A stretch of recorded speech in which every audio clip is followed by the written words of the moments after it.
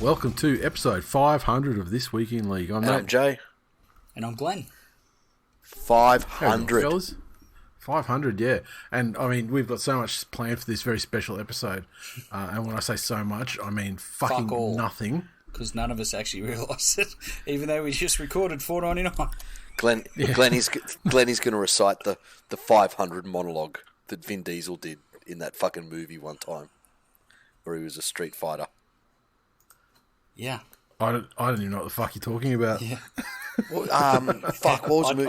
I think it's pretty obvious. I don't know what you're talking about either. It's a movie reference. Mark Wahlberg was in it. It was like, I reckon it was before fucking Brum Brum Furious. Okay. Wasn't it just Pitch Black? No. And Private Ryan, and that was it? No. For him? No.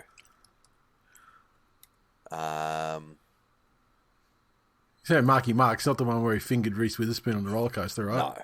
No. Oh, okay. Cool. That's called... That's my favourite Marky Mark. I was going to say, that's my teenage...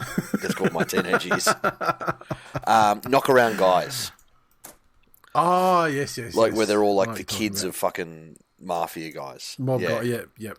I know what you're talking about. And he gives the guy the 500 speech. Yeah, I don't remember. You learn a lot of things on the way to 500. Oh, cool. I'm glad we got that out of the way.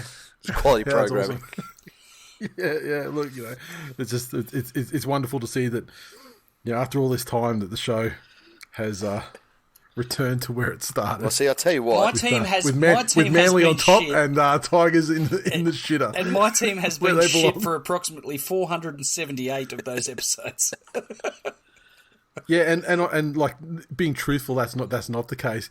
But most definitely, the success of the West Tigers was all in that first year or two of the show. And then since then, it's just we've got the ninth memes, we've got Brooksy Unleashed memes. We went through the sheeniest era of Corey Patterson on a wing. I am this fucking or show. Appy on after like 25 minutes, or fucking Papali on the wrong side of the field. Vanilla piece of shit fucking podcast without me. How did you ever fucking survive 6 years when I wasn't here? I was divorced. When you weren't there, was it 6 years? Yeah. That's like fucking half the, probably 40% of the time. That's amazing. Fucking hell. Yeah, well, I just want to say to you, I mean, let's just get that out of the way. I mean, the show is anything but vanilla when you weren't there. Because you got to remember the time. Vanilla was but one of the flavours. But the time you weren't there coincided with the time when stepdad was like newly divorced and dipping his toe into the waters. Nate gave me a 500 speech when he said, game. "It's time to bring some wholesome content back to the show, Glennie. Are you interested in making a return?" And then it reaped instant dividends because then you came back and stepdad's like, oh fuck, and he's settled down and that's it. I know.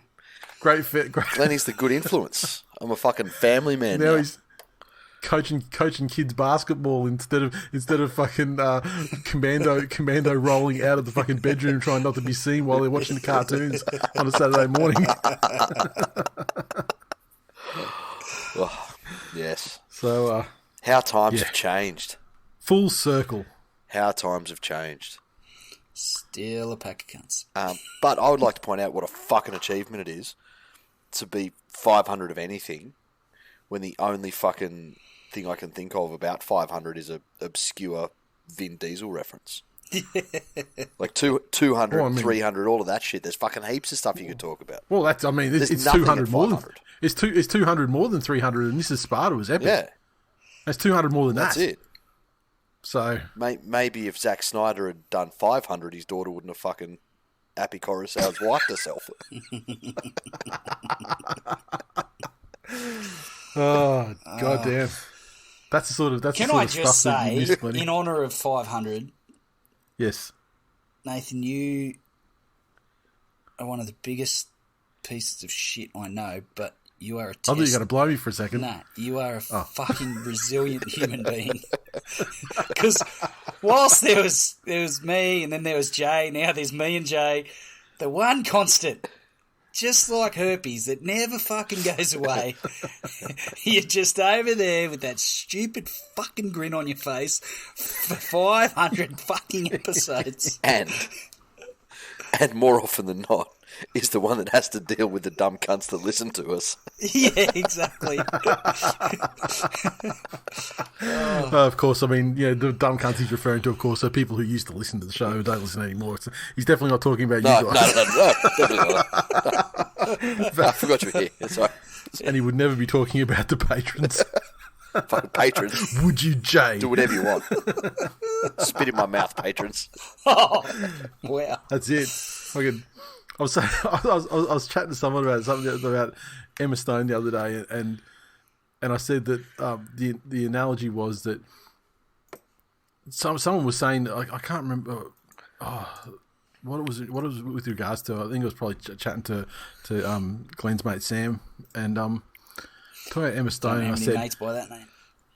Yeah. And we're just saying, like, and this is what the patron. You're saying that the patrons can do to you. I was saying, like, they can dip their feet in resin and then stand in like broken glass, like in Kickboxer with when they dip their gloves in the resin and just use me as a trampoline. That's it.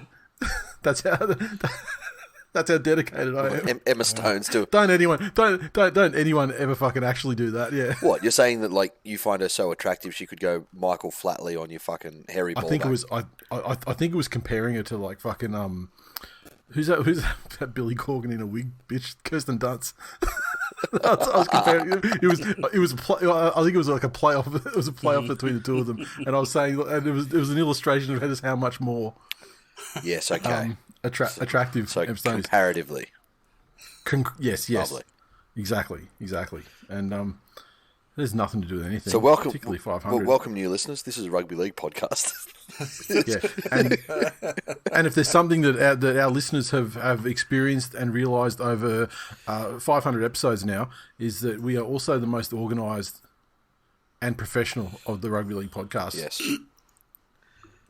So, as evidenced by the fanfare over our 500th episode. Yes. Fuck yeah. Now, listen, before we get into games, I was today years old. It was only when I saw the published Dally M leaderboard that I realised they had changed the voting system for this year. I was how's Harry Green got 6 points after 1 week? Did he play 2 games?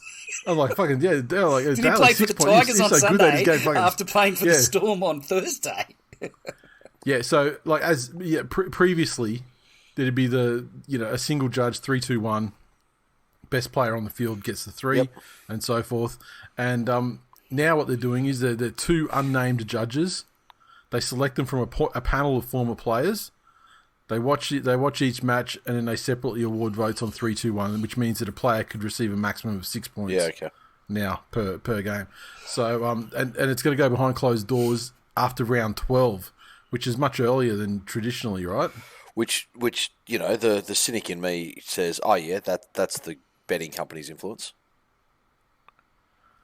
Yeah, but I guess if they go behind, yeah, well, but I mean, like it's the betting company's influence, I think, in terms of removing their influence, you know what I mean, or removing their ability to. Well, no, the sooner they go behind closed doors, the more options there are. So if you go into whenever and there's two clear options, or you go, oh yeah, well hang on, I can do the fucking calculations, and that takes everyone but these 3 out of the running. Yeah, like they do some years. There's only 3. You go, oh, so you're saying it's to punish the little man. That's it. The degenerate gambler. Oh well, and anyone that doesn't think that gambling is just giving you money away.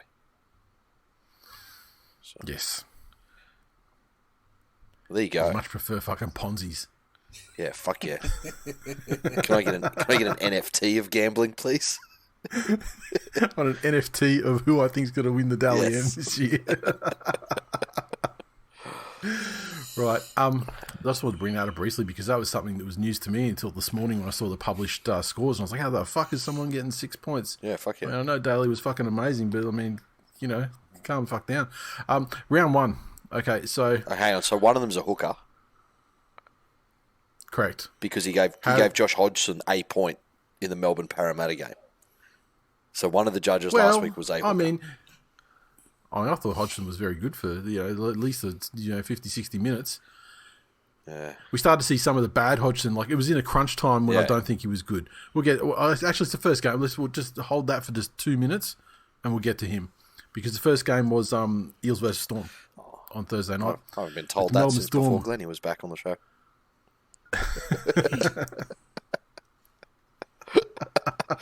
You were told you can't even hold on a few seconds. I mean, it was similar, but not quite the same.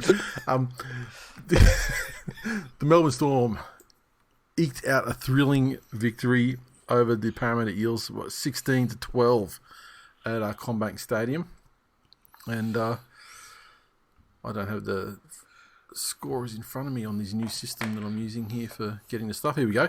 So 500. The Storm's 16 came through tries to Meaney, Tonamapea, and Harry Grant with the crucial try. Meaney with a couple of goals.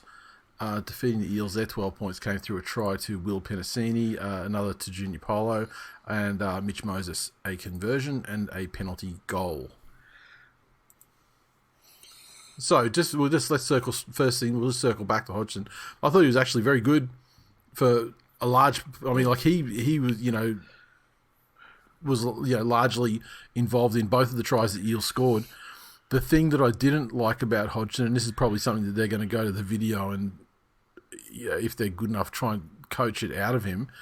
But toward late in the game, when it got to the clutch time, when it was that arm wrestle and teams were vying for position to get, for field goal attempts and stuff, he started playing what he saw, which meant him doing what he wanted and not going to, not giving the ball to Moses or whoever But I mean, then Moses, he did have his opportunities, and as he's been, sadly for Eels fans, known to do, did not take them. Unclutch. I thought both teams. Sorry, you go, Joe. No, go for it. I thought both teams showed that there's some work to do figuring out combinations with some of the new guys, or replacing some of the star players in Storm's case that have gone, Cheese in particular, and some of those forwards. As expected, I think the Storm had the better handle on it through 80 minutes, and that was off the back of Munster, who had a pretty gruesome hand injury and come back, and I don't know after surgery how much time he's going to miss. I think it's just a couple. Yeah. 2-3, I think, yeah. And then Harry Grant had a really solid game and then come up with a clutch play at the end to score and give the Storm the victory. But both very good teams. I think they're just a few little things to figure out. In the Paras case, no Papali'i on the edge and no Reid Marnie was huge. And as you say, Hodgson was pretty good, but there's a bit to figure out there before they're at their best. Yeah. I think what you were saying about Hodgson sums up a lot of what was, and look, not wrong, but it's these crucial little moments that over the course of a game add up. Like, you remember, like way towards the back end of the game, Parramatta was still absolutely right in it.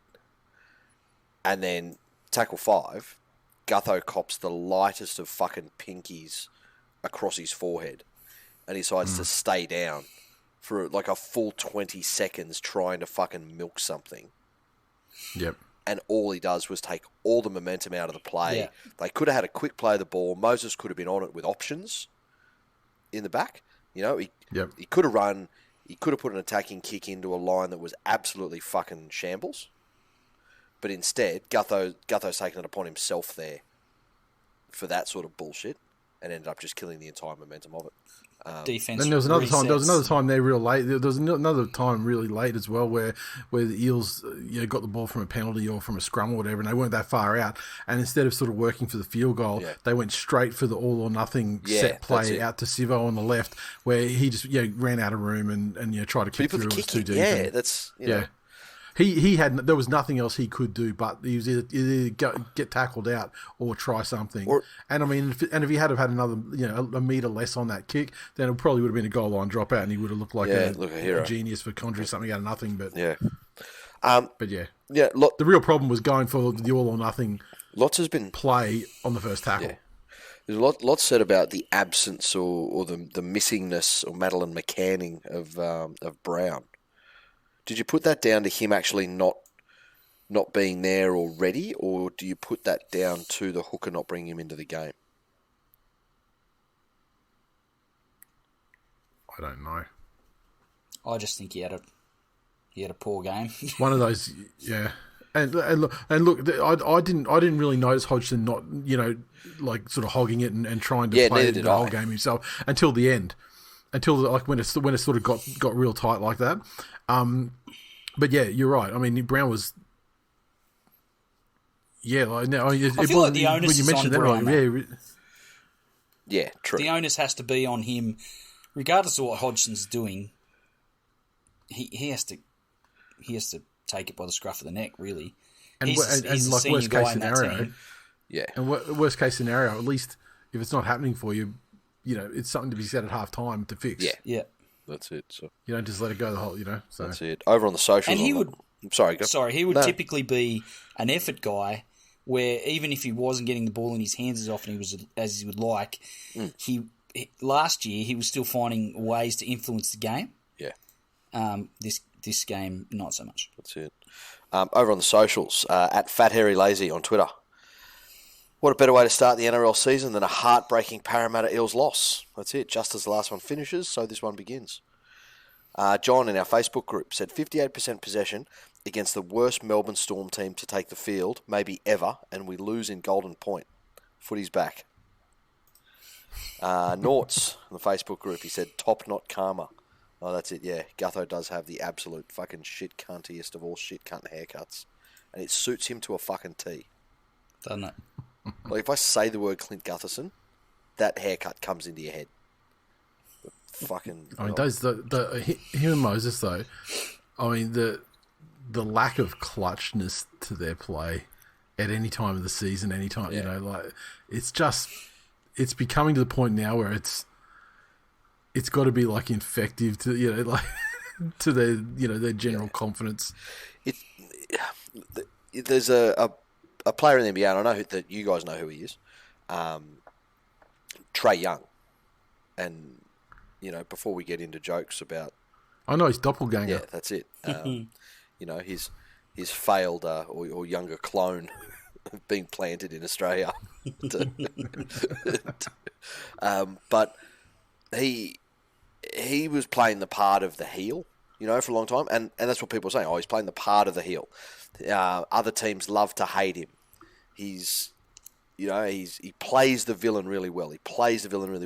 And reminds me, just so much in attitude and swag of Gutho with this just undeserved I'm king shit attitude. Yeah. Before he's really done anything of note, like Gutho has had some absolute fucking great games. It's now come out over there that it's, because he's on his fourth coach in his career. He's not very long career. And it's now come out that, well, yeah, okay, so he wasn't really playing the heel. He's just a fucking difficult player to have in the club. Right. I don't know how long Gutho's got in him before that starts to be his narrative. And fuck me, I'm here for it. Yeah. Toto, he said 100% the Eels are going to miss Reed Marnie more than Reed is going to miss the Eels. And he went to the Dogs. Joey said, just knocked off work and watched the game, not knowing the score.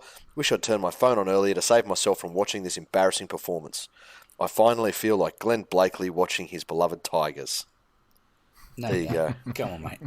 Brendan. Fucking team playing a grand final. You don't I mean, you don't know what it's like to be me, motherfucker. No.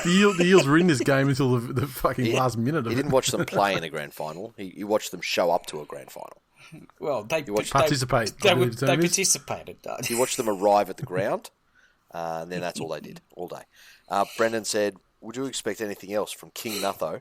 His pathetic attempt in the dying minutes to lie on the ground, holding his face to milk a penalty. There you go. Yes. And on Twitter, an account called Para Eels Facts. What a fucking worthwhile lifelong pursuit you've taken to take in, you poor He's got a total of one tweet. It says, Para Eels Facts, they're all cunts. The end, account closed. Selling account. He tweeted at us. He said, Eels felt lacklustre for most of the game. Not much energy to them. Positive is it's only week 1. That's us. Facts. All facts. That is. And that is the thing. I mean, there were a lot of errors, and it was, and you know, on both sides, and a bit clunky on both sides. But there was certainly like the effort was there, and the hatred between those two guys. So look, you know, the rest of it will come. Yeah. I think it wasn't the only game this round where things were clunky, and you know, the sync was, you know, the pass was just a little bit, you know, behind a guy, or you know, I know people exactly were, what you're talking about, Nathan. But we'll get to the Tigers game. I actually wasn't talking about that one, Glennie, but bullshit. I look forward to talking more about it in a little while. The first Friday game, the Warriors 20 defeated the Knights 12 at Sky Stadium in Wellington. The Warriors, their tries to Kosi Bundy-Afoa, Nickel Klukstar, Egan, Sean Johnson with 2 conversions, defeating the Knights with 12 points. Tries to Fitzgibbon and Hunt, Hastings 2 conversions, and yeah. Couple of big points in this game, I think. Nickel Klukstar's performance on debut for the Warriors was huge. He's every indication based on that he's going to be really good for them. Yep. And he might be the guy that sparks Johnson's career back to life there at the Warriors. He looked fucking all out of sorts at various stages last year, and just having that extra spark from fullback to work with, I think that could do wonders for Sean Johnson's game there at the Warriors. But for the Knights, as always with the Knights, it's always about Ponga, and he had some good moments, and then the HIA thing. Soft shell crab again. Again. It has to be, and we said this last year, but this is another one, and it has to be something that's starting to limit his career. Like, what's his next contract negotiation look like? Yeah, well, it's a long way away, so we'll see. I guess he's got time. But I mean, look, the if Knights, he makes it that far. Yeah.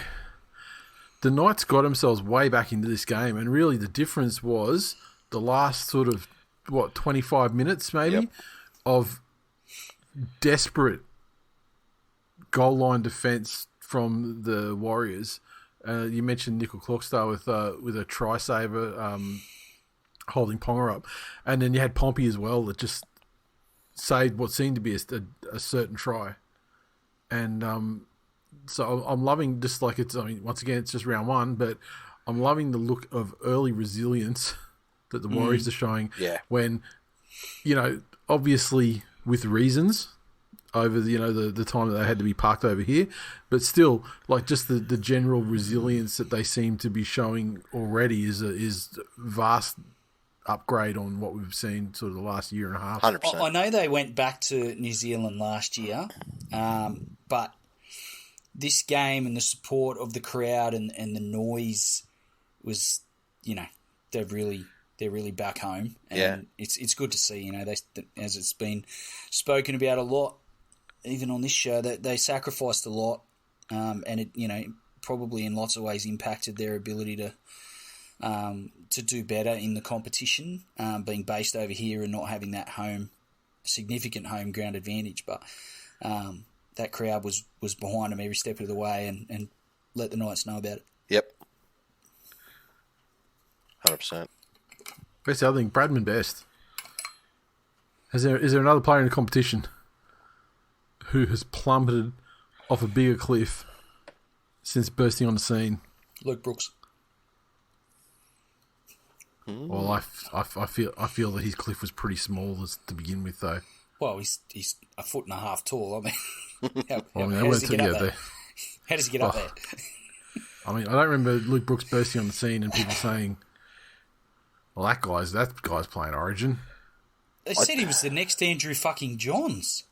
Yeah, I mean, who's they though? I mean, Glenn Blakely and co. Not me. I never said it. Never once. When I say they, I'm referring to a large. You say Glenn. They. Glenn. Glenn. Yeah.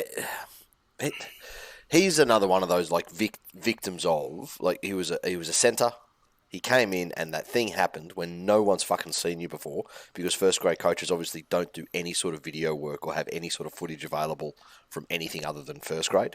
So when somebody first comes into grade and they've got a little bit of size and strength about them, then all of a sudden they're going to have some highlights, and then the cunts at Fox start going, Aussie and Origin bolter.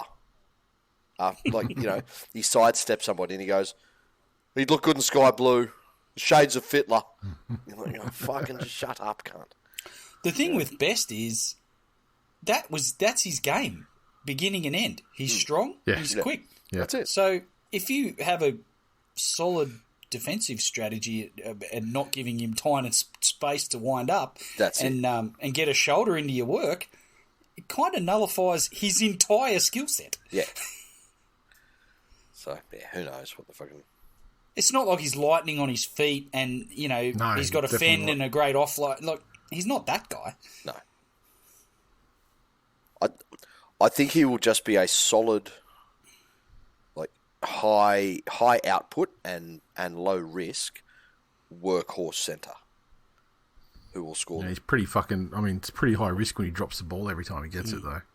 No, that's what he will develop into. That's his ceiling. Okay. All right. That's he's his... Talakai.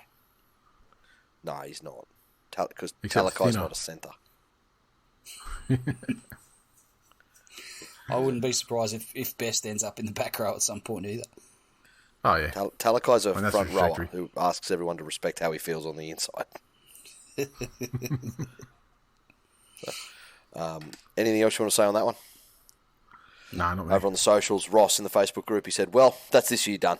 Love to see that fucking resilience Nate was talking It's about. been wonderful. It's been wonderful watching his transition over the years from a bullish and belligerent Knight supporter into the acceptance of his place. Troy, Old mate. Miller showing true sevens mindset, dangerous in attack, non-existent in defence. Jai, Ponga starting off 2023 with a perfect 1-from-1 HIA record. There you go. On that, what do we think of Ponga at 6? Look, he showed some. More evidence. He had some required. good moments. He had some good moments, but were they things that what he did were they things that he couldn't have done if he was at fullback still? I don't think so. Like I don't think he couldn't have done them at fullback. I mean they were just Ponga things that he's done his whole career anyway. Look, and that's the thing. Like you talk about skill sets. One of the skills that he does possess is that beautiful long cutout, hit a fucking 20-cent piece on the wall pass. Yeah, and you're right, mate. It's not like being a fullback takes that out of his game. No, and also like in the try he was held up. I mean, him utilising speed and a bit of footwork and his strength to try and cut back inside and barge over close to the posts. Yeah. I mean, he does that all the time. I mean, he's done that his whole career as well. Yep. He doesn't need to do that from 6. So from a HIA perspective, he's also more protected at fullback and makes less tackles, which can't be a bad thing. But true. That's just me. Because this is that interesting thing with these HIAs. I wouldn't be surprised if there's much more of them for him this year, just with these independent doctors. Knowing what they know about him and knowing the time out of the game he had last year, they're going to be overly cautious. I think he's a big liability at 6. Anyway. Big potential anyway, I guess. Yeah, big potential liability. Levius.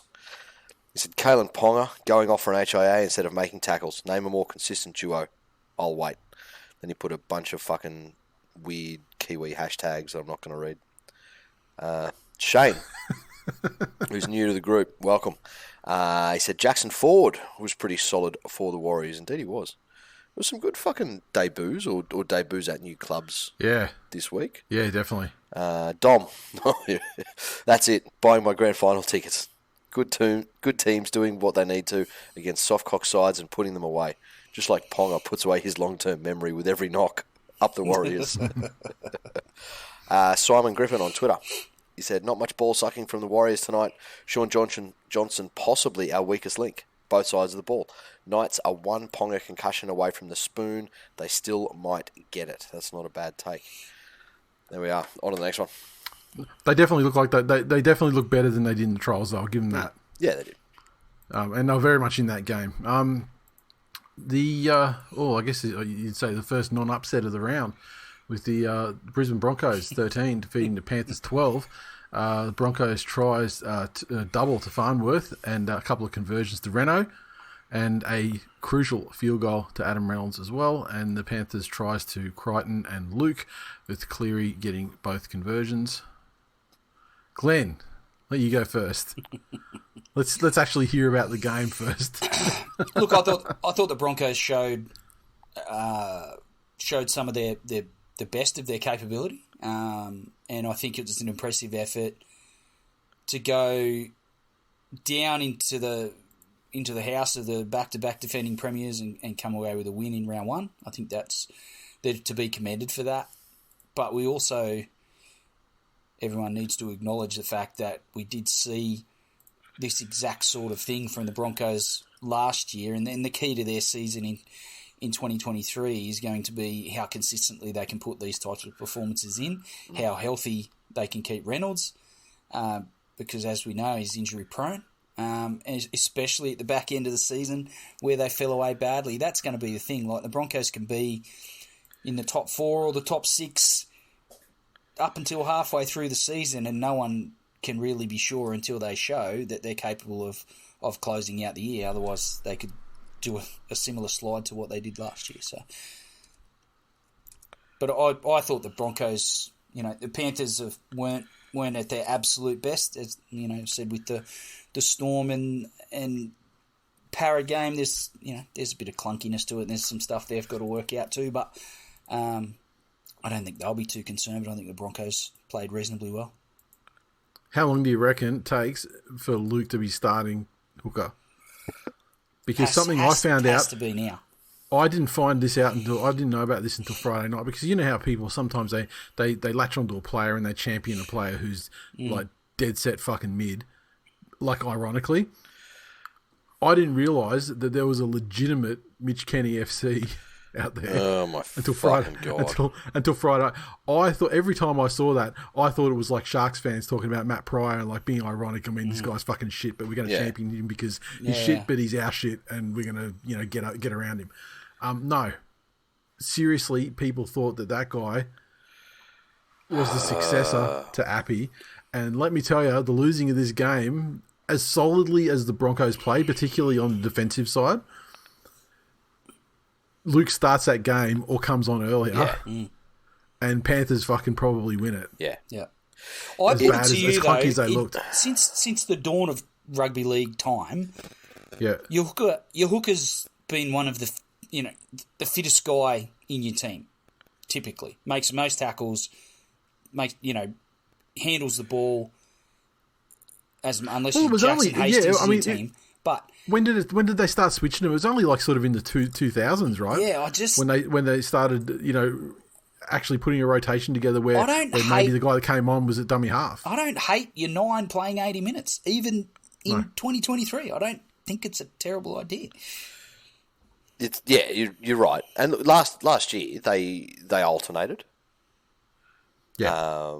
And there were many times where Appy didn't start the game. There were a lot of games where Kenny went on for the first stint, and the idea was to bring Appy on against a tired defence, because a fresh Appy Coruscant against a tired and retreating defence.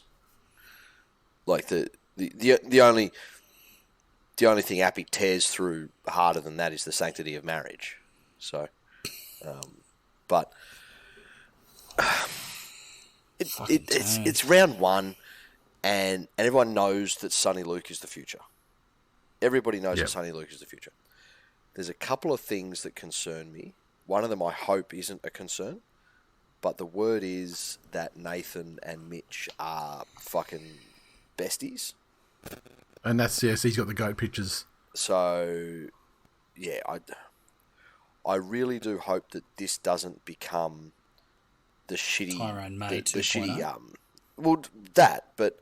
And that problem sort of took care of itself, fortunately or unfortunately, depending on your point of view. But the double-edged sword of having the long-term, superstar 7 and coach is that, like fucking LeBron's doing at the moment, trying to be the general manager as well and build the squad and just fucking everything. But there were some big losses last year. Kickout was amazing. He came on and had a career year last year for us.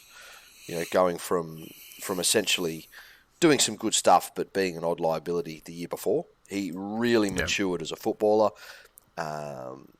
He was fitter. He was in games more. His focus was there. So he really went out he really went out on the top of his career. Yeah, he went out on top when he retired at the end of last year. So I missed him. So I was sadder that he was going at the end of the year than I was at the beginning. Put it that way. Yeah.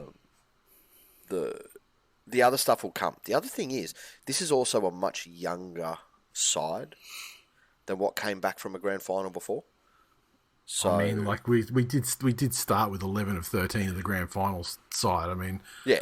I'm not going to say it's that younger. No. But what I'm saying is the guys that came through from the grand final the year before, they were all a little bit more mature. And these young guys were the new guys last year that have only got one ring. Right. So these guys have come from a grand final. Yeah, we're fucking great, we're fucking great, we're fucking great. And they're dealing with that at a younger age. And it takes a little bit more maturity to come back from a grand final and get stuck in again all the way from round one. So there's still some fine-tuning to do. I don't think Penrith's defence was fast like it was, and that may just be that they're not as fit or they're not completely ready for it. The other thing is Brisbane that's the blueprint to have beaten Penrith for the last 3 years. Out defense them, out effort them in defense. Every single tackle, your line speed has to be immense. You have to work together. You have to be really careful to avoid penalties and march them up the field. But Brisbane got in there. And you remember too, the Broncos have done this for probably 60 minutes against Penrith every time they've played them over the last couple of years. That's it. So that's your blueprint to beat Penrith. Get in there and out-enthuse them in defence. And this one, it was one where the good old Penrith trick of, we'll just outlast them and come home in the last 20. Unfortunately, it didn't work. So... Yeah, and I think Luai is a far lesser player now that Kickow is in there. Without having him as an option either to pass to or use as a decoy. Well, it just seemed Luke Garner's never going to be it. No, he's never going to be that guy. And Luai himself, turns out that was a large part of his fucking appeal. Just having the presence of Kickow there. Yeah. Allowing him to do what he wanted to do. Yep. Yeah, 100%. 100%. How many times have we said that on this show that some players, just by being there, provide a benefit? Yeah. So, unfortunately, Kickows moved on. So, no more rings for him. Jay, in the Facebook group, he said it was well worth the drive from Brisbane to the Riff to sit through the rain, listening to the silence of disappointed Riff fans. Wife won't... Fucking nice one driving that far, man. Hey. Wife won't give me any now, though. Again, worth it.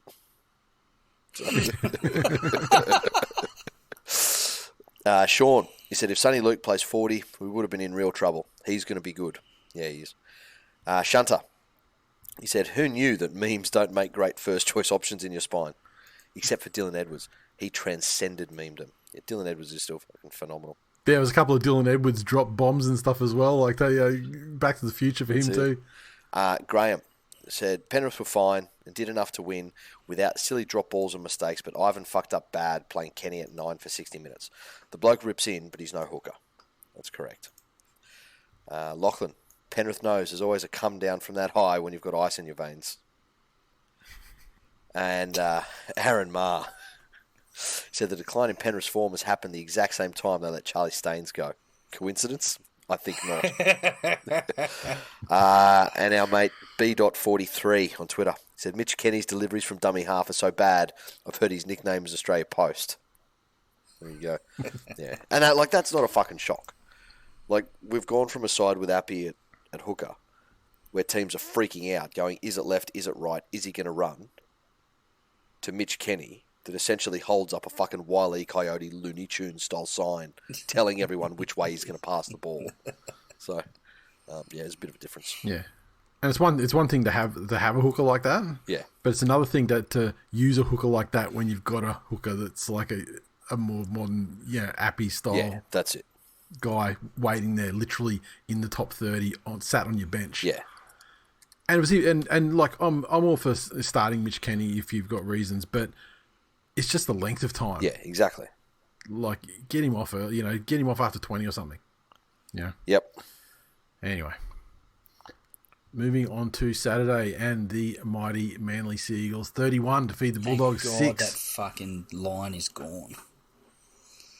Impressive start to the season from the Seabs Eagles. Fuck you, Glennie. And their tries came through Tommy Turbo, Ruben Garrick, and a hat trick to DCE. Garrick, 5 conversions, and disrespectful. The first disrespectful field goal of the season, DCE in the 71st minute, defeating the Bulldogs with a try to Reed Marnie and a conversion to Berto. Go for Take it, it away, Glennie. buddy. Do you want to go first, Glennie?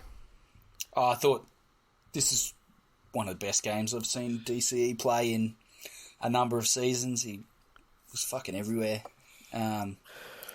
Really, really quality performance to start the season from, captain, halfback, the guy that they're all looking to, and Tommy got through the game. And Yep.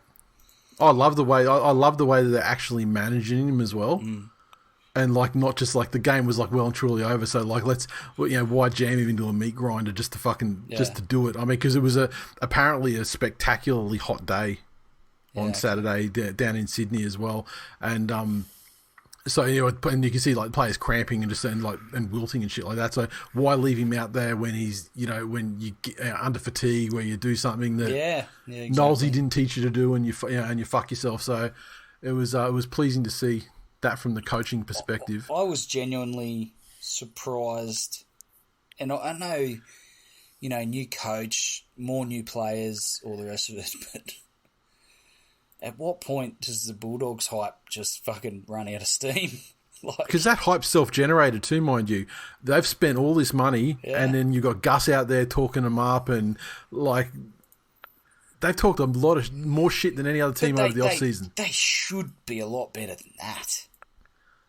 They're fucking hopeless, and I give them a degree of grace, saying that they've been uncoached for probably the last 4 years, and they're entering a new system now. Blah blah blah blah blah. But at the same time, fucking the team across the paddock from them's also playing under a new coach. Their 2 biggest recruits played in the grand final last year. It's not like they forgot how to play. Well, I mean, look. Reed Marty was clearly their best, and he is going to be good for him. Of course. I mean, I don't think there's any shame in his performance. I mean, that try he scored was fucking lucky, and I've got problems with the fucking video referee as well. When did you watch the process they went through when they awarded that try? He goes to plant it, the ball gets knocked out of his hand by Cooper Johns, and then he puts it down. So the ball's come out. But what they did, they just looked at it, and then they look at a still frame on the ground, and when the ball's on the ground, they go, "Oh, the ball's on the line. His hand's on the ball." Must be I'll tell you, that is one thing that I picked up from this. Was it? Hang on, which game had the penalty try in it? Or was it the first? What was the first try that was scored? Was that the Parramatta or Melbourne try? Anyway, Parramatta. There was one of them that I was looking at, and it's the new interpretation where we're back to that.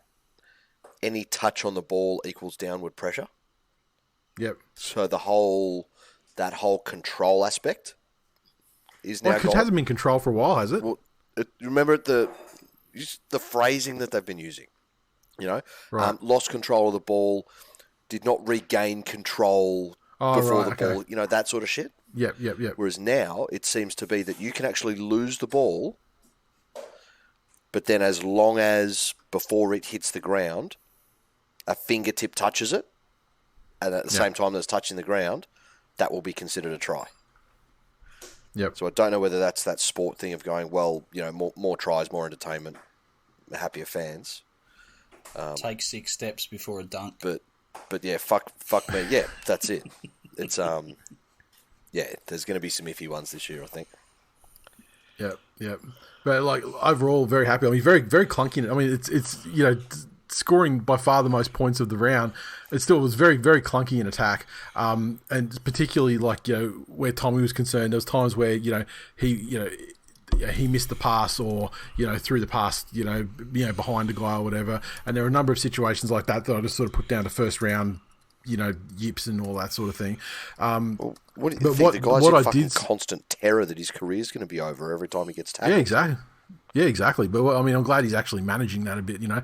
But the thing that is different that I am really pleased to seeing, particularly after only one game, is rather than the passive sort of defence and sort of sliding that Hasler sides do, now these guys are just, it's fast line speed, and it's like they try and, with their first contact in defence, they're trying to like jolt the ball free and, you know, hurt the other guy.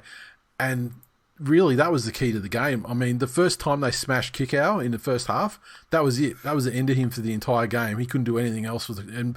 And the amount of times they just jolted the ball free, just, you know, smashing guys, it was very fucking pleasing to see. And I mean, like, so I don't know who to attribute that to, like, you know, if it's like a Flano thing, or, you know, or if it's Siebes, but the focus in defence and the intensity in defence, and like just the general air of aggression and everything that they roll with now is great. I mean, like, Jakey didn't get done. I don't think he got done for a 6 again. He didn't get done for a penalty laying on the guy too long, because the line speed was great and everyone was committed, you know, and fit enough to get back on the line, so you didn't have to hold guys down. So, like, the defensive side of thing was most definitely the most pleasing thing. I mean, the attack, I mean, fuck it, if they can blunder their way to 31 points in a game, then fucking great, because like 31 points is probably enough to win you every game in the season if you're defending well. So it's a good start. And Cooper Johns, fuck, who knew that Cooper Johns in 2023 would come out and show that he's the greatest player of all time to have the name Cooper and or Johns in his name? Not me. Stunned but grateful. # blessed. There you go. What are you doing, Glennie? You right, mate? Is it over yet? Fucking Glennie, can you believe between us we've listened to 500 of those? Got to admit, after the first 6 years or so, I was like, fucked if I want to listen to this cunt anymore. So I had a little bit of a hiatus, if I'm honest with you. Now, here's the thing. Instantly regretted coming back, mind you. I've come as close to actual fucking undefeated seasons as any one of us will ever hope to. And even I didn't talk that much shit about the fucking... And interesting thing, like... even though you could see that he was clearly, you know, managing and you know, sort of playing very well within himself with Tommy, that he's still 174 metres from 16 runs, a try, 2 line breaks, try assist. Pretty fair fucking performance for a dude that's fucking just going 60%. Mm. Yes, and an awesome fucking decision for them to cosplay as fucking skinheads after being the most intolerant club in the history of the game. Excuse me. The only club that isn't the homophobic. Most intolerant club in the history of the game. Proven. Until there's another one, you've got it. We're the premiers till someone else wins the Shield in like 5 years. So we're the only team that has done a pride jersey, and no other team will do a pride jersey. Yes, indeed, you have spoken this much shit just then. You're the only club where players stood down instead of wearing a pride jersey. The only club that's actually made a pride jersey. You know, say what you will about some of the players within that team, they aren't the club. The club is the most inclusive club in the history of the game. The only club that's ever actually had a gay player, mind you. And here we are, 25, you know, nearly 30 years later, still inclusive as fuck, and other clubs, and indeed the league itself That's it. doesn't have the balls to stand for anything and will not follow suit. Yeah, because So, they understand history- they understand the climate. They didn't throw fuel on the fire. They don't burn books. Ryan, We're a holder. he said, No, kick hold hour's a us up. myth, much like believing that Lynx deodorant will get you laid. The old adage of taking Melbourne players out of the Melbourne system equally applies to Penrith. Burton should have stayed on as an understudy under Cleary's tutelage. I think like Burton could have been he's the greatest thing that never was. And by that I mean, I still stand that the only way forward to evolve your side or your style of play is to upskill positions with abilities that they wouldn't normally have. You know, look what Cameron Smith did for the hooking role. Yes, there were always hookers that could kick or, you know, in a pinch would take the last kick or had a short kick in their repertoire. But look at what Cameron Smith's kicking ability did to that hooker role. Matt Burton, to have 3 viable end-of-set options, including one that can send the ball to fucking space, would have revolutionised that centre position. And it is. And now in 2023, he passes the ball to Kickow instead, who then proceeds to kick the ball out on the full. That's why I think Burton's not. That's why I think Burton is incredible centre, Yep. borderline elite. Yep. With a trick shot of a boot Yep. that can be used in the situation where the halfback and the 5'8" or whoever else kicks in your side are locked down. Exactly. And you need a bit of shock and awe. Yep. He doesn't. It's like he's like Zoolander. He can't fucking look. He can't look in both directions. Yeah. And he's supposed to be a playmaker and an organizer. Yeah. And the other thing is as well, I think he's crippled by the fact that Flano Jr. is the halfback. So there's nothing happening elsewhere either. Yeah. He's also set back the centre position another 10 years. It was already the lowest paid position pretty much in any team. And now he was out there and gave them a glimmer of hope that they could actually do something useful. Bradman Best was out there fucking practicing his bombs. Now he's seen Burt and he's gone, nah, that's not my future. Fuck that shit. So, what else did we have? Andrew, he said, do NRL clubs have special coaches to teach players how to wave their arms up and down at every play of the ball? If yes, the Bulldogs seagulling coach has done a great job. Oh, I think Reid brought that with him. Oh, he's fucked. I fucking hate it. Like he's already the goat of fucking trying to take off at dummy half for a penalty. Fuck. How do we? And he probably learned it from Gutho anyway. So I mean, I'm not going to blame that kid. What did we work out on this cunt's name last year? Is it Cathal or Carthel? Oh, did he not correct you last year? I don't know. Fucking remind us. Fucking Cattle. Weird, fucking presumably Irish cunt. Well, I guess we know what you call a panther with its bollocks cut off. A bulldog. Tynan. Burton and Flanagan in a halves combination couldn't draw shit with a brown crayon. There's some quality fucking sayings this week out of these Fucking guys. love it. That's us. On to the next game. All right. Okay, so moving on to the next game on Saturday, and it was the North Queensland Cowboys, 19, defeating the Canberra Raiders, 18, up there at the Abattoir. The breakdown of the scores for the Cowboys. Taulagi with a try and Drinkwater with a double. Val got 2 conversions and a penalty goal. Crucial field goal to the Chad. And the 18 points for the Raiders came from Gula, Starling and Whiten.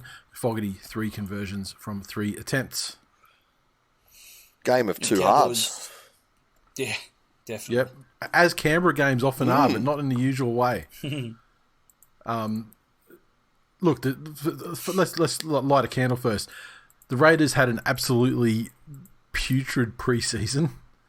And they were looking like they were going to continue along that line as well, just before halftime in this game. But they turned it around, and could have very easily have won this game. We said this. I think we said this when we were looking at the team list the other night. The fuck would you start Danny Levi? Yeah. When you got Tom Starling there, because when Tom Starling did come on, it wasn't the turning point of the Raiders coming back. They'd started on the way back, but it certainly hit the accelerator and got them back. Got them back level and where it was a game. If there's a greater example of what we were talking about earlier about having a quality hooker that can play 80 minutes and what that can do for your side, the Raiders are the most graphic example of that so far this season. Well, there's another example to come yet, Glennie. I'll give you a clue. You won't be happy to hear it.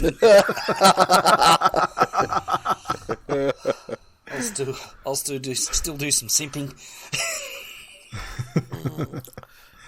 But Cowboys had a game. They had games like this, quite a lot last time, and this year's the year they've got to take the extra step up. I don't know what the fuck happened, how they took the foot off the throat, because this should have gone through as a very big win. And at home, round one, and a start like that. There was every onus was on them to take it away and run with it. But I thought they looked sharp in attack, straight out of the box to start the game. Drinkwater in particular, just chiming in. He looked great. Yes, it's concerning that they let their foot off, and again, a tendency from last season as well. But I still think the Cowboys are going to be good, and I still think the Raiders are going to have plenty more losses in their season. Yeah. I'll tell you what, there's a guy who's got pending charges that are to be addressed at the end of the season in Jack Whiten. Has that been pushed back to the end of the season? Yeah, they pushed it back to the end of the season. I think it's all happening in October now, so they could get through the season. Oh, there you go. So that's Trell and Whiten. But do yourself a favour. In all this time you've got to prove you're a model citizen, don't arc up and try and fight cunts every fucking. Don't try and fight Kyle Felt every fucking tackle in the last 20 minutes of the game, mate. Dead set. Yeah. I've got nothing else to say about this one. If you want to head to the soch, let's go. I do want to say something about Ricky Stewart and his fucking attempt at being moralistic cunt at the end of the game. Talking about independent doctors and the need for them, and how no one trusts coaches, and then asks, "Do you think I would let a player play if he had a concussion?" Yes, Ricky, I believe that if it helps your fucking team win one fucking solo game of early season football, that in the scheme of that player's life mattered not a fucking skerrick. Yes, I believe you would go far as to not only be okay with it, you would encourage them to do it. In my heart of hearts, that is what I believe. And then that's backed up by him fucking going full science denier, anti-vax logic. Going, I spoke to him, and I looked in his eyes, and there was no pain in those eyes. Fuck me, cunt. You're talking about people's brain health and literally CTE causing holes to be eaten in people's brain, and you're putting it down to a litmus test of whether you can see pain in his eyes. You fucking dumb, ignorant cunt. And you know what? It's fun. I mean, it's fun for us to kick Ricky and everything like that. I mean, it's the nation's favourite pastime. But everything you said then about a coach getting, putting a player on even if they knew that, know, every fucking one of them would. Yeah, it isn't just without Ricky either. Exception. I mean, John Lang sent his fucking kid back out there. Told him to run with his chin even higher. The only one who there might be a grey area is Trent Robinson, and I'm not even convinced if there was a premiership on the line that. I think in the heat of a game, Robbo would send everyone back out there, including his fucking grandmother. I do believe that after the fact, he'd make him miss a few games. I mean, he sent Cooper Cronk out to that grand final with one arm. That's why there is a fucking independent doctor. Because clubs were fucking having people getting hit in the head, stumbling, not being able to walk in a straight line, and not bringing them off for HIAs. You'll be right, mate. Keep going. Like that is exactly why you were given the opportunity to be trusted, and no cunt did. And it's also not even a trust matter, entirely a trust matter either, because the fact of the matter is these doctors can detect the signs when the player does appear to be lucid. Yeah. I'm going to make a statement that's possibly inflammatory. Ricky Stewart's not a fucking doctor. Oh, fucking hell. Yeah. So that's why he doesn't get to make the fucking Can you imagine calls. him? He's down at the fucking oncology unit going, no, don't go in there. Come on, just let me look in your eyes. See if there's You ain't pain. got cancer, mate. There's no pain in those eyes. Your titties, I can't- your titties I can't- are fine. Go away, love. I can't see the cancer. It's not there. Fucking hell. Just, Right. yeah. I thought I had heard the dumbest fucking shit. Like, how disconnected can you be to actually think that... Oh, fuck it. Yeah, anyway. Fuck that guy. We own your milk now anyway. So, suck my dick from the back, Ricky Stewart and the entire Canberra Raiders organisation. Mike Stevenson in particular. Next game. Socials. Yeah, socials. Do we have to do fucking socials? Jordan. Hashtag fuck the Panthers. Chad Townsend just cementing his legacy as the ninth immortal.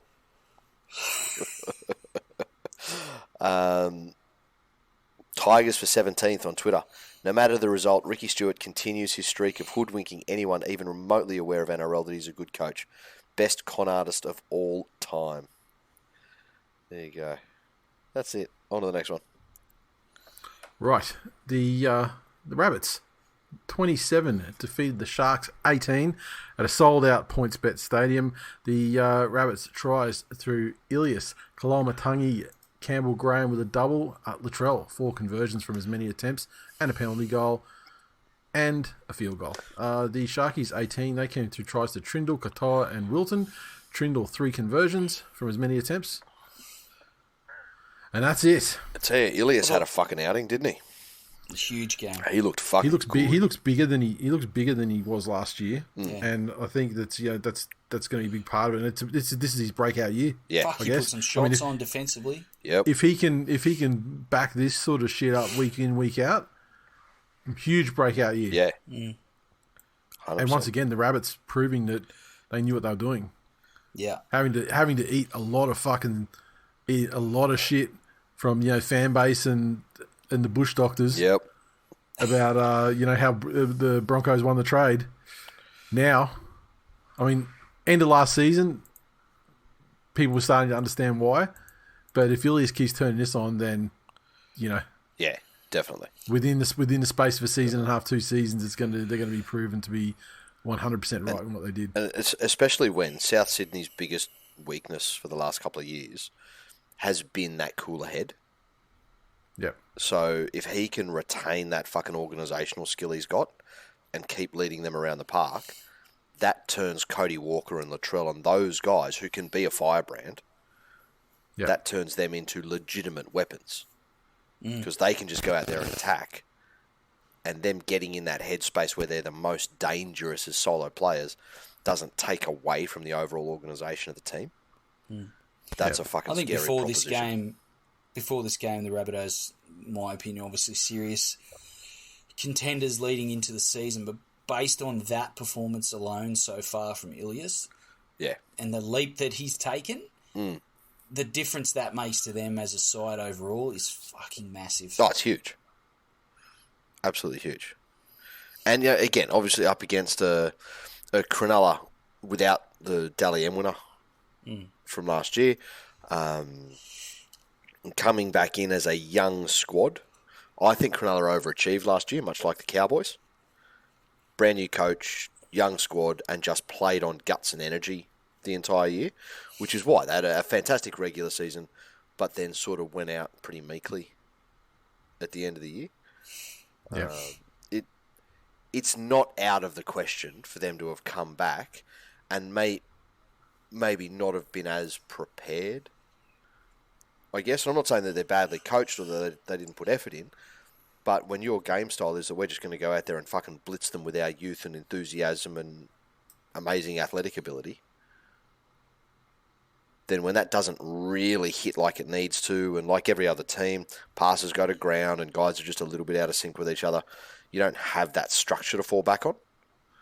I think that's what they were missing there. But yeah, I think this game was a true round one game for both sides. I mean, the errors were fucking horrible across the board. I mean, I think it was like 13-14 in favour of the Rabbits for errors, which is a lot. Yeah. But yeah, look, I think it was a solid start from both sides. I mean, the Rabbits looking great, Ilias especially, and we shall see. How scary is it though? Since time fucking 2 years ago, it's been that left edge of Souths, the left side. Like as soon as that ball goes left, and it's that thing. Like you know what's coming. You know exactly the plays they're going to run, but teams just couldn't stop it. All their fucking points came down the right side. Yeah. That's a fucking legitimate holy shit moment, I think, for a lot of defences in the league. Mitch, in the Facebook group, he said, at least it wasn't the Broncos. # fuck the riff. They hate us because they ain't us. Richard said, interesting game. Ilias really came out of his shell. Supported by Cook, Mitchell and Kulamatangi, the Sharks really missed Hines, whilst Trindle had a good first half and a genuine try assist disallowed. He was absent in the second half. Didn't combine well with Moylan, who was completely absent until the last 30 minutes. Rudolph, Talakai and Kennedy put in effort, but the Sharks just lacked class when it mattered. As for the refs faulting, the ref pulled back three flat passes as forward, which I prefer to letting 20 forward passes go, as Klein did on Thursday.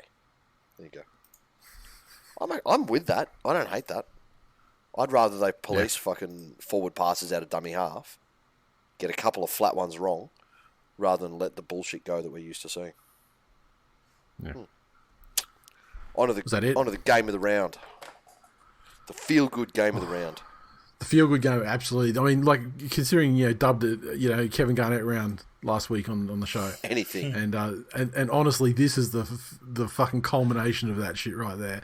With the Dolphins in their first game as a franchise in the NRL, defeating the Roosters, some people claimed as preseason favourites by a score of 28-18.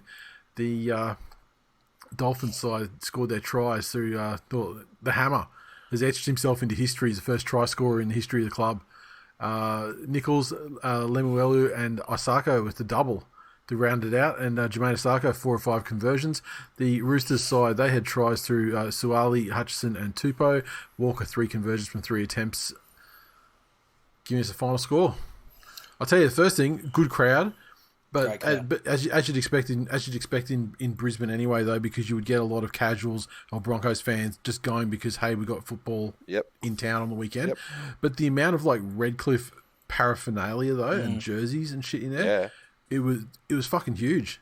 It was great. Oh man, I've seen stacks of it. Hey, like just out and about in Gen Pop. Yeah. I mean, we kind of live in an area as well where if people were going to switch. Yeah, they'd switch because they're kind of geographically, that's it. The team. That's it. So, good on the fans. Like honestly, good on them for getting out and putting a show on, and getting out there and supporting them when every indication was that it was going to be a touch-up. Yep. This was the game of the round. Oh look, there were a couple I didn't really get.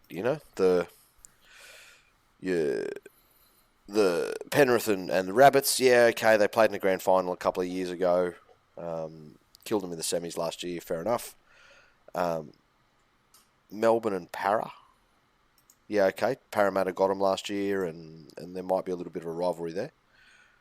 I thought that they would have gone a hometown team for the Dolphins' first game. Not that I'm mad at the fucking outcome, but it was just one of the scheduling things I didn't quite get, but... Fuck me. I wonder if it's the Arthur Beetson thing was the reason they chose the Roosters. Yeah, or if they conjured up the Arthur Beetson thing because it was against the Roosters ultimately, and something else to give it a little bit more meaning. Yeah, okay. And something to a new tradition to build around clashes between these guys. I'll tell you, we talked about some of the players they grabbed. Talking about players leaving the Storm system. fucking Wanda Sykes, Jesus. aka Jada Pinkett Smith, Felice Kafusi. Holy shit. He was on one. Wasn't he? That's a dude who's bought in and decided to take put this franchise on his shoulders and say, well, fuck, if anyone's going to make it happen, it'll be me. Yeah. And that's what we were asking last week. Who's going to be that guy? Yep. You know, just but did it the right way? Like, did it fucking hard, but did it clean? Yep. You know, was absolutely fucking great to watch. For the Roosters, I mean, O'Sullivan looked pretty good. I mean, and Marshall King, their spine actually is combining fairly well. Yeah. Even already. Katoa, I thought Katoa was good. He had a couple of errors. You know, big occasion young player. You could forgive him for that, but overall, I thought he had a good game. And it was, as I said, huge occasion for the Dolphins. They managed their emotions better and better as the game wore on. A couple of handling errors, just over enthusiastic and pushing passes and stuff like that earlier in the game. And Roosters are a long way from their best, and they're working some stuff out as well. But I think a large part of that was the fact that the Dolphins really took it to them. I think Sam Walker was put under a lot of pressure, and his decision making. He was outright bullied. Yeah. And I don't know. I think the Roosters would have looked at that hit on Brandon Smith as well, and it fucking rattled them. Yeah, and it turned the game on its head. It did. And this is the thing with the Roosters. Like, I'm not saying the Roosters won't be a top 8 side and probably a top 4 side. But when you look across the league at anyone that you're talking about as being a contender, they have the halves pairing that is easiest to intimidate. And I think that's a big Achilles heel for them. Like, the fucking brains trust have somehow decided that headgear stops fucking concussion. So Kiri's out there in the fucking Jamie Soward costume. But between Walker and Kiri, their forward pack has to be on every single game. Every single game to protect those guys and give them the room they need, or they're going to end up looking like that in more games than they're not. Sure. So just as Brisbane showed the platform to beat Penrith overall, that's the way you beat the Roosters this year. You just work I tell you what, you the talk arse about off. Callum Ponga and his HIAs. I mean, Kiri's the easy target in the 100% Roosters side. Fucking Radley, he's the real one. Yeah, fuck. Yeah. I mean, we know about Kiri. He's come back from it, but Radley, I don't know whether it's like poor technique trying to be Terry Tough cunt. Yeah. That guy, he's starting to stack him up. Yeah. Himself. And I don't think enough has really been said about it. And I think the impact is more evident on Victor Radley because to start, he's starting with a fucking lower level of grey matter to begin with before all the head knocks. See, counter to that opinion, I think he may just be trying to emulate the career of the most underrated player to ever play the game of rugby league, Isaiah Yeo. Have you changed? By getting knocked out all the Cast time? your mind back. Oh, I remember. Yeah. I remember. Like the only Google images of him past 2 years ago are him being escorted off the field with a look on his face where he's actually wondering what his own name is. He even threw back to that. What was in Origin? It was the first Origin game last year. It. Yeah, it's been the first time in ages. But no, you're right. Radley is absolutely fucking cooked. And I'll tell you, the last point, and not in the game, it's just the importance of this game for the Dolphins. Their round 2 game is being played at what was Moreton Daly, now KO Stadium, the Dolphins, and it's sold out about lunchtime today. Yeah, fuck yeah. That's awesome. So fucking huge. I mean, it's just amazing that like just no matter how they fare the season, just getting that first win on the historic day and everything, it's just so crucial. Yeah. And kudos to the team that's got them in with, like, their socials are fucking good. Yeah. I was saying to the boys the other day, like, people talk about their recruitment, how poor it was. I mean, their socials though. Yeah. They have you seen all this shit around the area? The Dwayne Bennett stuff. Yeah. with their number one supporter. Yeah. And they got billboards with the cunt over just like on the Houghton Highway and stuff down at Redcliffe. But it's like the fins they give you to put on your head at the game. Like, yeah, I wish I had one of them. I hope they've got them when they play Manly because I need another trophy to go with my rally towel. Like it legit looks like it's some weird fucking cult thing that you go to. But yeah, no, they did really, really well. I like people laugh about it now, and they do it ironically, and it's going to become a thing, and they're going to do it, and they're going to mean it within fucking 2 months. What's that? The whole fins up thing. They're gonna be actually meaning it, and they're gonna be doing it without shame. At the moment, there's a little bit of shame to it because it's kind of stupid. Nah, they love it. But they're gonna fully embrace socials. Shunter, he said, bittersweet result. The Dolphins look so much better than the Roosters. It feels weird laughing at the Roosters the same way that one would laugh at some sort of comical West Tigers loss to the Titans. Liam, maybe having 3 boneheads, Smith, Radley, and Lodge, with IQs to match the numbers on their back in the one pack, isn't conducive to playing smart football. Kevin, Dolphins were always going to be a decent defensive team. That's Coach Eastwood's bread and butter, but I didn't expect them to look half decent in attack. That being said, Roosters' completions were fucking atrocious. David said that was sensational. A long way to go, but gonna savour this one. Well done, Dolphins. Hashtag fuck Uncle Nick. There we go. Grover, it seems dolphin conversion therapy is not as bad as they would have you believe. Hazza, he said, is it correct to say the Finns took him out behind the woodshed and hit him with some sweet, sweet conversion therapy? There seems to be a fucking theme to this one. And I mean, look, Kafusi and the Bromwiches have benefited immensely. They've taken to the conversion therapy. Yeah, fucking oath. Right, rounding out the round, the Gold Coast Titans 22 defeated the West Tigers 10 at Leichhardt Oval. The attendance was just, if you want to, optimistic or pessimistic, it was either just over 14.5 or just under 15,000. Everyone you look at it, Glennie, and I guess it felt like it was close to a sellout. Right? Was it an actual sellout? It's pretty fucking full there. Pretty noisy too. They were in good voice. They were.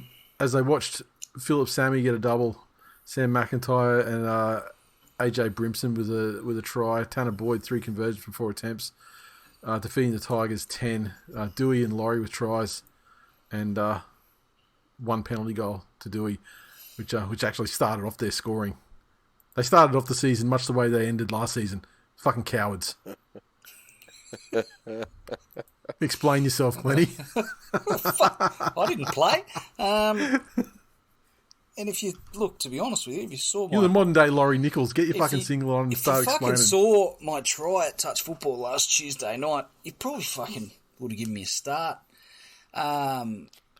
Look, I think it's clear what Sheens and Benji are trying to do with the Tigers' attack. Unfortunately, it can only work if the players catch the ball. Otherwise, this whole spreading it in your own sort of 20, 30 metre zone is great, and it sort of creates a bit of space, and you make some good meters and march down the field. That's awesome. Unfortunately, if you have a tendency to drop the ball in your own 20 metre zone, it puts you under a fucking lot of pressure. And if it's one thing we know about the Tigers, they don't cope well with pressure. So that was the story of yesterday afternoon. Early evening. Yeah, and the Titans, remember that when in starting that game, you got that first penalty. The Titans were playing a brand of Dairy Queen football, kicking the ball out in the full from after the penalty. Like they invited the Tigers to take a quick and dominant grasp of the game in the first 15 minutes. And we did by taking a 2-point lead, and it was all downhill from there. How close to correct is the phrase, Glennie? Statement that Brent Naden is the best player on the West Tigers? Oh, look, it's inflammatory. I don't think he's the best player on the Tigers. Who's better than him? Appy. Yeah, okay. Appy. He's right. He's got you there. Yeah, okay. So he's no. Dewey? No, so you're just disagreeing because it doesn't suit your agenda. No, which you think Dewey because Dewey's not. Fucking, do you even watch the games? Dane Laurie. No, I heard on the comms during the game where they said that Dane Laurie come out and said that this year is going to be He's unleashed himself. He's unleashed himself, and he's going to... I can't remember... Autoerotic unleashing. His best year ever. His best year ever. I was thinking, oh, great. I mean, so he's got to get fucking better than absolute mid. What a challenge for the young man. I mean, just play every game and don't be mid as fuck every time. Yeah. He tried... I will say, though, Naden... Yeah. And I've watched Naden quite closely because Jay had given me quite the heads up about what he would bring to the team. And that's it. I'll preface it. I am a Naden truther. Colombian marching powder and what? Yes, but everything you said about him as a rugby league player on the field is 100% true. Yep. And for the 8 years that you've been on the show, it's probably the most sense you've made. His effort. Yeah. His effort, he runs the ball, he's got a fucking error in him, but he didn't have that yesterday. Unfortunately, plenty of his teammates did. Yeah. And look back to Dane Laurie, I mean, he desperately was trying to inject himself and enthusiasm into the Tigers' performance and trying to break it and make something happen. But there was a point where he really could have been a bit more enthusiastic about calling for the ball and catching it. Catching it, I think, is the key part of his game that he's missing right now. I mean, he's injecting himself, he's calling for it, he's trying to make things happen, but he's dropping it every time. I'm also fairly happy that Ivan sacrificed whatever he did last year, be it points on the ladder, be it popularity. Hell, maybe it's even the reason that Appy left, to play Mitch Kenny in the starting role for a lot of last season. Just to fucking have it out there so that Sheenius could come back and pretend he was a coach by copying exactly what fucking Ivan did and not playing Appy Coruscant. His reasoning in the press conference was that Appy was short of a run coming back from injury, and he didn't want to place too much expectation on him by having him start the game and putting Jake in there. Then the guy at the press conference asking the question immediately followed up with, "So does that mean he'll start next week?" Oh, well, let me just, I was like, the answer is yes. He will play 81 minutes next week, even if we don't go to Golden Point. I'm going to leave the cunt out there. I'm going to have to start a minute early. Yes, he will start. So I saw a headline today, and I didn't click into the article because why would I? But I saw a headline today, and it said that there was that Benji was denying that there was a rift between himself and Sheenius already. Look, I've said it already after round one. I've said it 1,000 times. So I'm not in a press conference. Stop badgering me. We don't read. Believe everything we read, especially in these shit papers. But do you think the rift is because that Sheenius has decided to play Papali on the wrong side of the field? There is no rift to begin with, but anyway, it's like suggesting there was a rift. Oh no, I read it in the news. I saw there was a rift. I'm just asking you about the reason behind it. We've established there's a rift. No, for me to answer that question, I would have to acknowledge that there is a rift, of which there is. Oh no, hang on. No, it's not Benji. Oh, it's Robbie. Oh, now you know it's real. Farah rubbishes talk of rift between Benji and Sheens. You're fucked. Farah's the one that fucking told everyone, I'm sure. Oh, he's white-handing Benji. No chance. He wants the job. Those guys are thick as thieves.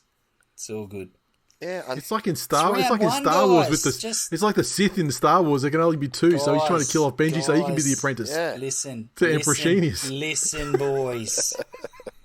We're revolutionising the sport here. It takes more than a fucking week. Give us time. Once we learn to catch, fucking look out. There's a listener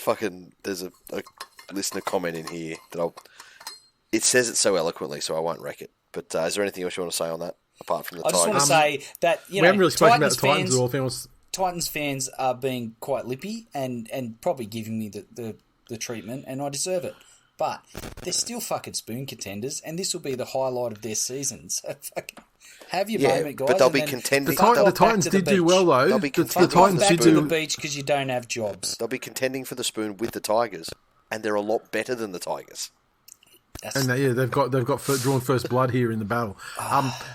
look, the credit to the Titans that I will give them is that there was a time there after Dane Laurie got his try where the Leichhardt crowd was fucking loud, and the team was lifting behind it, and they withstood a lot of Tigers' attack, and then put him away with that scrum play, putting Brimson through for the try that ultimately sealed the win. Yep.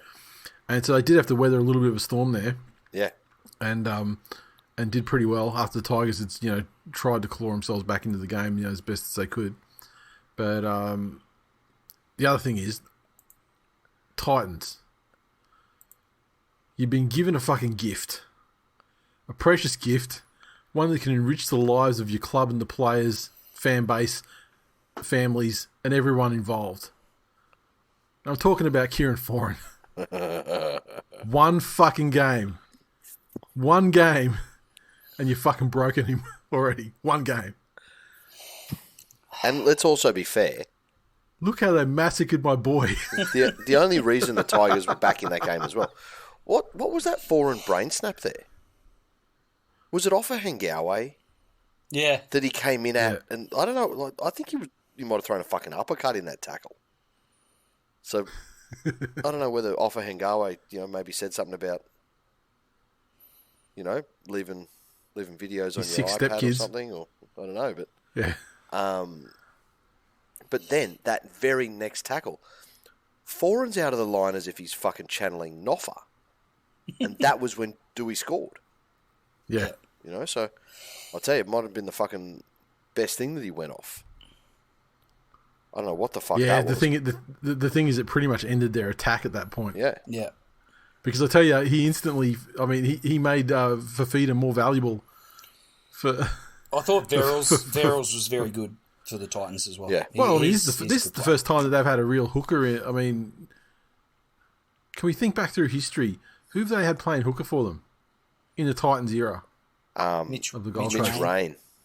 Exactly. So have they ever had a hooker? No. I think Verrills might be the first hooker they've ever had. Can I just point out that what we're here to look forward to for the Tigers this year? Just looking over the stats of that game. Offloads. Gold Coast Titans 4. A little bit low. You'd expect between 6 and 8 for a side. West Tigers 20. Tell them the possession stat. The possession stat was 56-44. In favour of the West Tigers, in favour of the Tigers. However, this is where Sheenius is really, and you can tell that he's influencing the players, Glenn. This is his worth. This is what Tim Sheens has brought to the club. West Tigers, 21 dummy passes. Oh, dummy and run, West. Dummy and run. Why is that a stat? Because there is nothing else to report from that absolute shit cunt dumpster fire of a club. I believe it's also worth reporting that they scored 2 tries off 6 line breaks. And the Titans managed to score themselves 4 tries off 2 line breaks. Yes. I'll leave the final word before we go to the socials. When Brimson scored, as he burst through, I was like, well, no one's catching that gun. I got up and thought, it's probably a good opportunity to make myself another vodka. It's relaxing for the afternoon, trying to relax. And Jax comes back in. He was playing basketball at the back. Comes back in, walks up to me, looks at the TV, looks at me pouring myself another drink. He goes, probably a good idea, mate. Turns around, fucks off. Fucking kid. On the socials, Hammers. He said, "Suck me from behind, you thumb-headed fuck." So. Well deserved. Did he address that to anyone in particular? No. Didn't need to. No. Stephen, he said, "I saw a Foxtel showed a stat. The Tigers under Sheens over all the years have conceded an average of 22 points per game. That's an average. Bang on, eh? So, there we go. Scott said, "Glenn, better luck next time. But you got to tell that club to stop playing us at Leichhardt. Also, the Titans haven't won a round one in 5 years before tonight. We also usually concede like 8 tries when we allow a team to park 45 tackles in our red zone. So I'm happy we have a goal line defence this season. Biggest Tiger. One of the best things about being a Tigers fan is losing a round one home game to the Titans means it's the best time to put $50 on us to win the comp. One of the worst things about being a Tigers fan is you do it. Tyler, this is it. Probably the most Tigers thing I've ever seen. Buy the top hooker in the league. Make him the captain. Then immediately bench him. The Tigerest thing ever. Timmy McIntyre. He said, I'm glad David Nofaluma is back at the usual losing culture he's familiar with, unlike the Storm with their winning streaks that he mentioned in an interview during the preseason. Fuck you, Glennie, and fuck your ladder predictor. That's a guy that had the wrong type of dolphin conversion. So, yeah. What else is, the Tigers lost fucking easy tries down Noffa's edge. I'm at peace with the universe. Anything else? And that's full time on episode 500 of This Week in League. That is pretty much full time. I mean, rather than go through the spiel, go to thisweekinleague.com/links. On there you can find, the Facebook group, the Discord, the Patreon, a million different places where you can consume the podcast. If you're listening to this right now, you already figured out. So I mean, fucking preaching to the converted there. The tipping competition as well. Jump in and tip. Join. I didn't look at the tipping results. I think I got 6, and I think that's par because I think Penrith and Dolphins. Penrith and Dolphins, yeah exactly. Because if you missed any more, you're a fucking idiot. If you missed any more, you listen to Glennie too much.